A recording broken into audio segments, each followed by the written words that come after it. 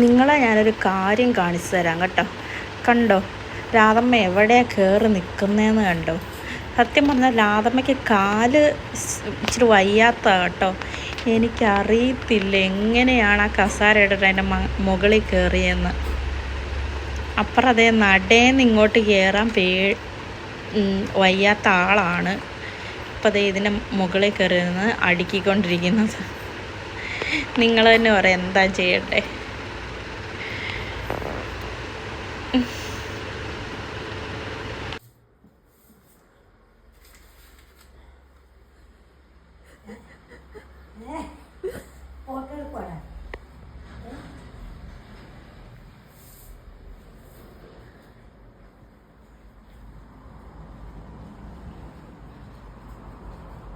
ഇതെങ്ങനെ വലിഞ്ഞു കയറി അവിടെ? അതാ ഇങ്ങനെ കയറി ഈ നട കയറാൻ പാടാണല്ലോ.